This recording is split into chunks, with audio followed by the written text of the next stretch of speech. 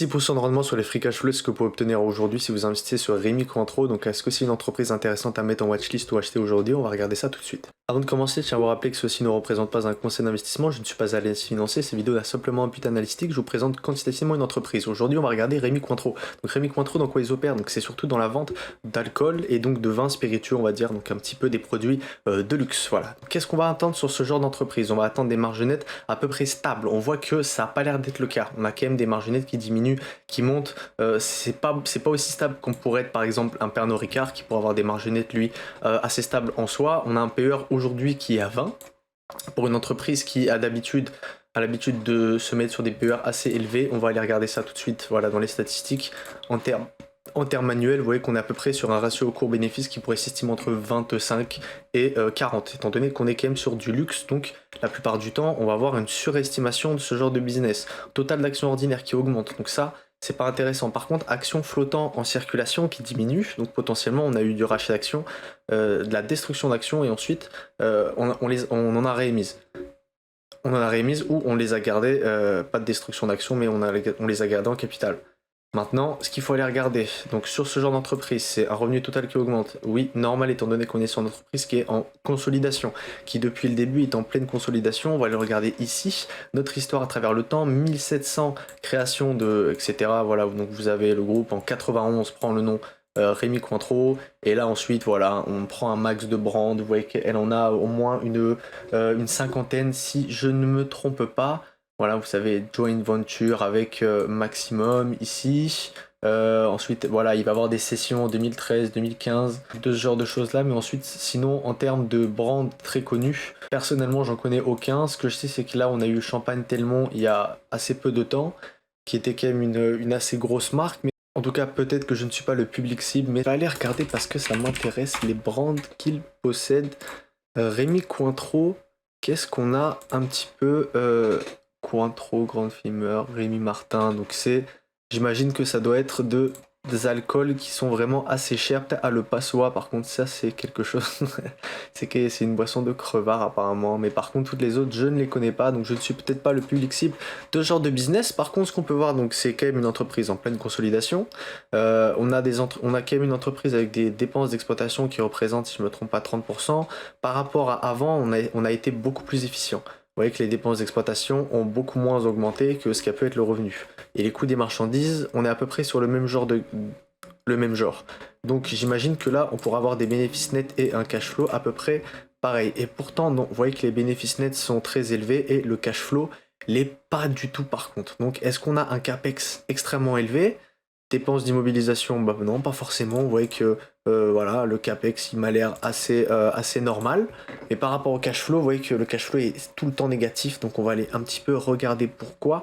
Donc quand on va faire de l'argent, donc bon, on a un BFR qui est souvent négatif, c'est-à-dire qu'on n'arrive pas du tout à payer à temps nos fournisseurs et nos clients. Donc ça, c'est quand même pas quelque chose de joli à voir. Ensuite, qu'est-ce qui se passe en fait? Qu'est-ce qu'on fait? On va faire du rachat d'actions, effectivement.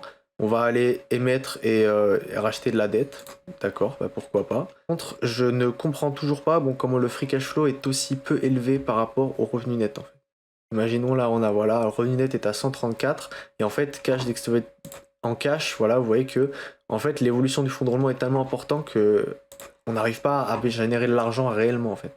Donc on a quand même des revenus nets qui augmentent et on a un free cash flow qui est complètement bas. Donc on va aller retrouver ça sur des entreprises qui investissent massivement comme Amazon, etc. et qui n'ont du coup pas de valeur réelle aujourd'hui, qui ne peuvent pas réellement avoir une distribution aux actionnaires.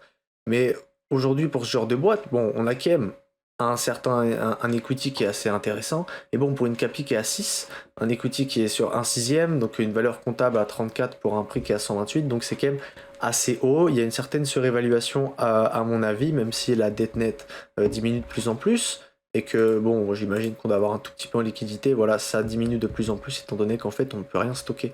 On a un inventaire qu'on n'arrive pas à gérer, on a un BFR, donc le besoin en fonds de roulement qui est tout le temps inexistant, donc c'est peut-être une entreprise à capital intensif, ça, allez vous renseigner, allez regarder un petit peu les rapports financiers. Maintenant, ce que je peux voir, voilà, les chiffres d'affaires par les divisions, donc ça c'est intéressant. Les marges, vous voyez qu'elles sont assez intéressantes, hein, quand même, parce que bon, la dette financière qui augmente, et là on est à 536, Sachant que là-dessus, si on la mettait en annuel, la dette, vous voyez que elle paraissait de plus en plus faible et final, en 2020, elle était à 500 et là, eux, ils l'estimaient à 236 en 2021. Ah, peut-être qu'il estime avec la dette nette et c'est ça, ouais, dette nette. Et la dette par rapport aux EBITDA, on est sur 0,84. Sauf que les EBITDA ne prennent pas du tout en compte au final le besoin de fonds de roulement. Donc en soi, par rapport aux bénéfices nets que fait l'entreprise, oui, elle est assez peu endettée, mais par rapport au free cash flow qu'elle génère, sa dette peut potentiellement poser problème. Donc on est sur une entreprise qui pourrait être trop valorisée par rapport à sa réelle capacité de générer des revenus. Donc bon, ce qu'on peut voir, c'est quand même l'Amérique qui est en première position, donc on n'a pas eu de problème de croissance normalement à ce niveau-là. En termes d'Asie-Pacifique, bon, qui est 33% des croissances, donc il faut aller faire un petit peu attention à ce niveau-là. Par contre, je pense qu'elle a sûrement dû bénéficier, on va aller regarder un petit peu les charges d'intérêt sur la dette. Voilà, en fait, ça représente rien du tout. Vous voyez qu'on est à moins 12 millions, donc ça représente rien du tout en termes de, voilà, en dépréciation. On met peu d'actifs, donc c'est assez intéressant en soi. Donc potentiellement, on a une entreprise qui peut bénéficier de prêts ESG, donc c'est assez intéressant. On a une politique de retour aux actionnaires qui est bien aussi. Et ensuite, par contre, est-ce qu'elle va pouvoir aller refaire des rachats? Moi, j'aimerais bien savoir ce qu'ils me disent les analystes. Ils espèrent un 7,63 revenus par action en 2026. Donc, par rapport à son prix d'acquisition, on est sur un rendement de 6%. En soi, voilà, on n'est pas sur une entreprise qui devrait grossir de manière exponentielle.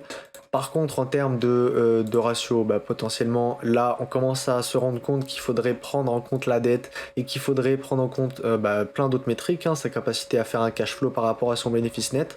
Et ben là, vous voyez qu'effectivement, son ratio court-bénéfice baisse de plus en plus. Et en termes de flux de trésorerie, vous voyez que 68, en fait, c'est complètement pas tenable. C'est énorme par rapport à ce qu'on fait réellement. Le ratio court-bénéfice est encore faible parce que les personnes, le plus souvent, ceux qui vont investir, vont pas aller chercher plus loin, ils vont pas faire une différence entre bénéfice net et cash flow. Mais à la fin, ce qu'il y a dans les caisses de l'entreprise, c'est le cash flow et pas le bénéfice net. Donc faut faire attention, faut aller questionner ça. Si vous appréciez ce genre de vidéo, n'hésitez pas à mettre un like et à vous abonner. Et moi, je vous dis à bientôt.